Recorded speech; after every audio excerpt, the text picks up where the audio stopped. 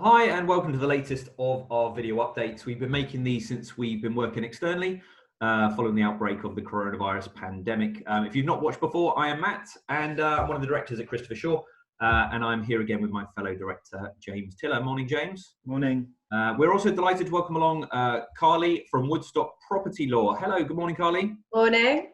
How are you? Yeah, good, thank you. Good.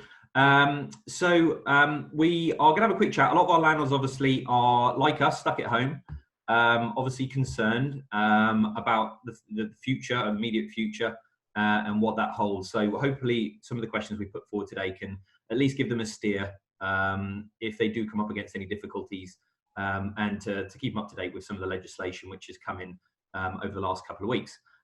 So just starting from the beginning, what changes have come into place that landlords should be aware of, Carly? The key changes are that, so you've got the Coronavirus Act 2020, which has dealt with a whole raft of things. And in respect of housing possession claims, it's changed the length of notice that needs to be given on both a Section 8 and a Section 21. I mean, the aim, I think, is to give everybody some breathing space and to make sure that somebody who's ordinarily, a good paying tenant who's been put under financial pressure as a result of coronavirus isn't unfairly evicted from their homes while they're trying to sort of muddle their way through this the same as everybody else is.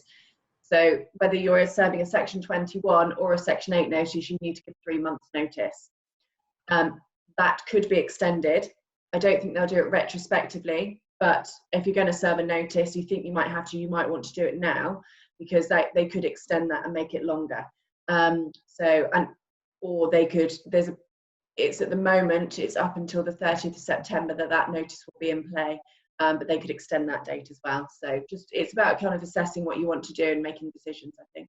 Yeah, I think the first advice that's come through from them is to work with the tenant first. 100%, yes. And to try and come to a resolution. Obviously, if you do need to serve a notice, it should really be a last resort. Yeah, we've spoken to we've spent a lot of time redrafting all of our precedents. And our covering letter that goes with the notice now is extremely different to the one that previously went out. You still there? Yep. Yeah. You disappeared off my screen. And actually, it's about saying to tenants, much more importantly, communicate. I mean, it's always really important. We always say to landlords and tenants, communicate, but it's more important than ever now. And yes, serving a notice should be a last resort, but if landlords do feel they need to do it to protect their position, when you're doing it, it's just really important to say to the tenant, I'm just doing this to protect my position. My absolute preference is to keep you in this property, and we will work together to do that. And there are lots of things you could do to work together to make sure they stay in the property. But you do, as a landlord, you have to protect your position. But it's about giving them the places to go and get advice as well. So our covering letter, for example, would say, go and talk to the CAB. I think they're brilliant. Go and talk to your local authority, shelter. So there's lots of places out there for tenants to go and get advice. So if you do have to serve a notice, it's really important that you do it in the right way, that you're protecting your position. Actually, talk to me. This is out. We've got 3 months now. Let's talk. Let's see what we could do. And these are your options to go and get independent legal advice. And it's also important. Our letter also explains to tenants what the basic law is as well, because that's really important, that everybody knows where they are and you're on an equal footing. Brilliant. So what advice would you give to a landlord whose tenants have approached them and said simply, I can't pay? What is the best thing in that situation? Yeah, I mean, if you've come at a tenant and said to you, I can't pay at all, then your options are, I do know some landlords that are doing rent-free periods. It very much depends on the landlord's situation. I mean, if you've got a good tenant that you've had in your property for 8 years and they've got potentially 3 months that they can't earn an income, then say to them, you could put in place a settlement agreement and some sort of variation to the tenancy that, okay, you don't pay rent for 3 months, or potentially you might need to extend it, but we'll have a repayment plan in place once this moves past. It depends on the landlord's situation. You've got to remember, a lot of landlords, this might be their only income, or they might have a big mortgage to pay. So all landlords are in very different situations. So it's about assessing your situation as a landlord, talking to your tenant and seeing what they can do. But you can vary the terms of the tenancy. You could have a settlement agreement running alongside the tenancy. You may even get a situation, I mean, it's difficult with the movement of people, but you may get a situation where for example, somebody who's fairly young that says, do you know what, I can't afford this, I wanted my own place, but I'm going to have to be back with parents. So you may look at surrendering the tenancy and just bringing it to an early conclusion. Obviously, it's difficult as a landlord because you may not have a replacement tenant to go in. I mean, that's something they can talk to you guys about, whether there are replacement tenants.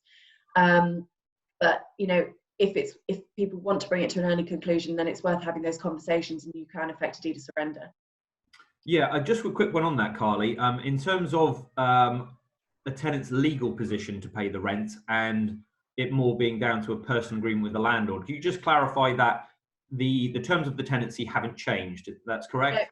No, and I think it's a really big misconception. This is a rent-free period. If a landlord wants to give you a rent-free period, that's very different. But what the government haven't said at any point is this is a rent-free period. You are still obliged legally to pay your rent until the end of the fixed term, and the same principles apply. You would just be pleading to the landlord to see if there's anything you can negotiate during that time.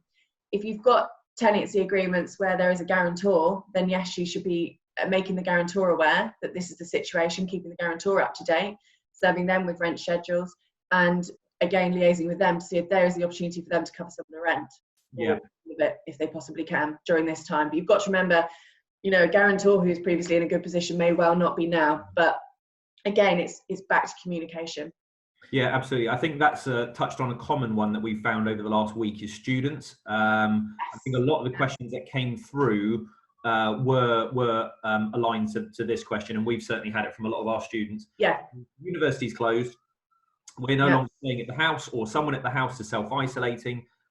You know, adds a really complex dynamic to, you know, being able to stay at the property, and then the thought that they shouldn't pay rent because they're not able to use the accommodation as intended, and that's probably the toughest one we've come up against. One of the questions we did have says, I have 4 students who've just walked away from a tenancy agreement they have until the 14th of August.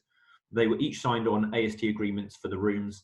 A couple of them did not have guarantors. Please could you confirm my rights as a landlord to receive the rent from these tenants without guarantors? So I think that, yeah, that touched on the responsibility versus the expectation. So my view is they're still liable until the end of the fixed term. Yeah. I think it would be really harsh for any judge to consider that they it's through no fault of the landlords that they're unable to use all of the property. Yeah. And all of these situations, you have to go to the tenancy agreement and how those tenancy agreements are set up. So it sounds like on this one, they're not jointly and severally liable, and they have separate ASTs, tenancy agreements for their rooms. Quite often, still with student accommodation, they will be on one tenancy and they are jointly and severally liable, which is better for a landlord because you can then pursue the remaining tenants or their guarantors for the ongoing rent.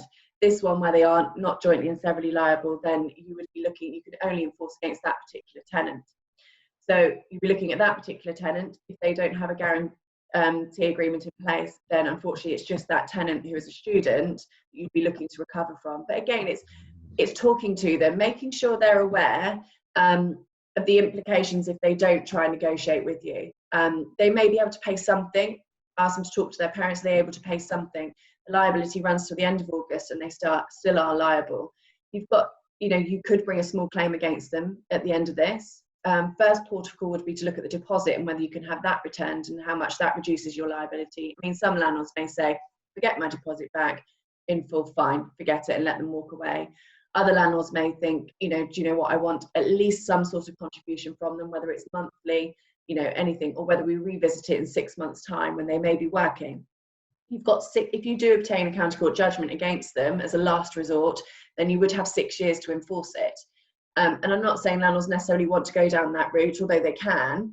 But I think it's really important that when you're communicating with the students in particular, you make sure they're really aware of the implications, the options, and also the implications if they don't comply, i.e. the risk of having a county court judgment against you so early on in your life, you know, is not ideal. So if there's something that could be done, and normally there can be, whether you say, look, for example, you owe me 3,000, I'll take 2,000, you know, 1,000 might be your deposit and we'll work towards clearing the remaining 1,000. I always think we do a huge amount of debt recovery as a firm.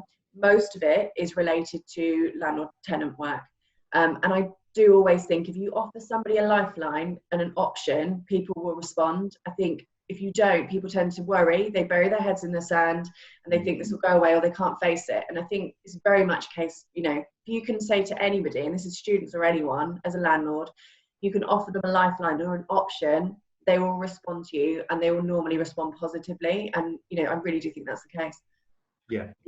That's really great advice, and actually covered another question from a landlord about pursuing rent arrears through a claims court, because I know that, you know, once this is passed, that might be something which some people do consider doing, if unable to reach an agreement, like you say.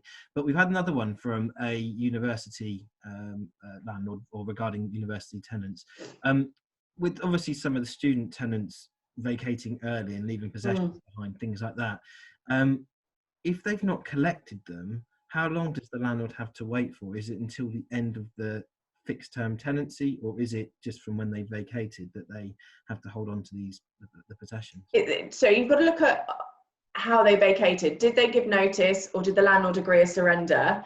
If the tenancy has come to an end, then you would follow the normal route you would do if it's come to an end and belongings are left in there. And it's the Tort of Interference of Goods Act. A landlord technically becomes, these are technical legal jargon, becomes a bailee of their goods. It's a frustrating thing for landlords, and when I explain it to them, people are gobsmacked that this is the situation they're in. But essentially, if a tenant leaves their belongings in your property, you're obliged to keep those belongings safe and secure, and not dispose of them. You then have to give them reasonable notice to come and collect them. And there's a particular notice that I would always recommend you prepare and serve, and there's certain requirements for that notice. And the normal period, we say, when you assess every situation on its individual merits, you look at the goods that are left there. Are they really rubbish? Are they of any value? You know, you just really assess each individual situation on its own merits.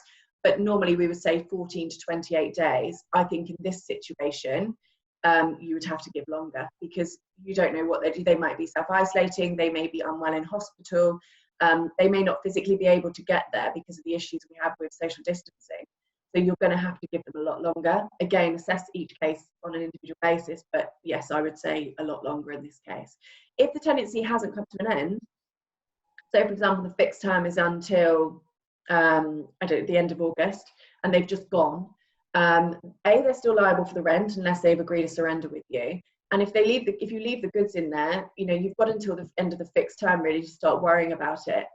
You should be actively trying to find another tenant, but as we all know, that's extremely difficult in this situation. The reality is, you're unlikely to be able to find another tenant that's going to be able to move in. You might do, and there are some circumstances, and we may see, you know, when they've talked about putting tougher rules in place, it may be that households need to, you know, you may get, I mean, this is worst case scenario I'm talking about, it may be that people need to self-isolate away from family members. So you may have somebody that is particularly needs to move away from family members and would want to move into a studio flat, for example, for their own health or something like that, or for the health of their family. So there may be more movement, and obviously we have to adhere to social distancing rules, but yes, it might be very difficult to find a replacement tenant. Just on that as well, and sort of generally speaking at the moment, checkout inspections and deposits.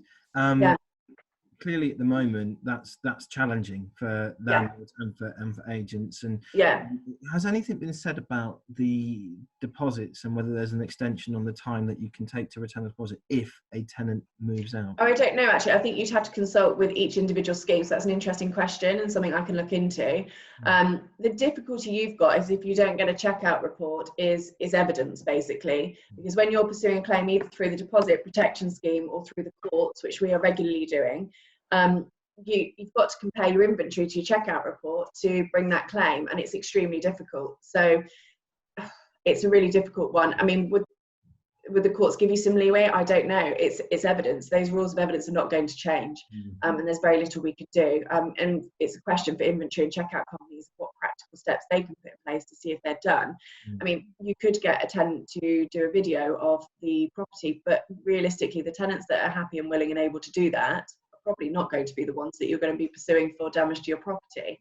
So yeah, that's a really tough one, and I do wonder whether schemes should be extending those time limits. So it's an interesting question. I'll have a look. And then just sort of moving on a little bit to some more practicalities that are happening for live tenancies where there aren't any problems as such. But where do we stand again with gas safety checks and maintenance? Because the term that I've seen thrown around is essential maintenance. Yeah. But there's not really a definition of what essential. No, there's not. We're all muddling our way through this. I think that's the reality. What's really clear is that your obligations as a landlord remain as they would do. So it's assessing it on a case-by-case basis. And if you're not sure, seek some legal advice. Document everything. So if you are asked to go in and do works, or you feel you need to go and do works and you can't get access, just document it and document the reasons you can't get access. For example, someone may be self-isolating, or we called today and they're unable to. And I talked this actually about with my husband, who's a gas engineer. Interestingly, we're talking about he has had to go to some boilers, and they are essential works. Gas is really dangerous if it's left unchecked. Gas safety certificates must still be done. It may be difficult in some circumstances to do them, but it's about talking to your tenants and your gas engineers, for example, can they give a clear passage to the boiler so that those checks can be done. There are certain checks that can be done from outside of the property to check for leaks, for example. So at the very least, get those done. So it's kind of just working with everybody as best you can to try and get in to do those works, and assessing, like you say, on a case-by-case basis whether they're essential works. I mean, if somebody's without heating, then I would say they're essential works. If there's a huge leak, they must be essential works. If anything that's cosmetic, then they're not essential works. Anything that causes a property to be unsafe, unsecure, then I would consider those to be essential works. But you have to consider it on a case-by-case basis, and that's the tenant situation as well. Is it really difficult to give a clear passage because you've got a large family in a smaller property, children or elderly people that are unwell? I think more often than not, you should be able to get, for example, a gas engineer in there to do, in a clear passage, to do the works they need to do. Great, thank you. That's brilliant. Thank you so much for joining us. That's okay. It's been really brilliant to get some clarity on some of these points, and I think will be very, very useful for a lot of landlords. Thank you. Yeah, no problem at all. Thank you. I think, Carly, if obviously we send this out today to our landlords and some other questions come off the back of it, would you be happy if we pop those across to you as well? Yeah, pop them across, or they can contact us directly. That's fine. Brilliant. Okay, fantastic. Thank you very much indeed. Cheers. No problem at all. Thank you. Bye. Bye-bye. Good morning.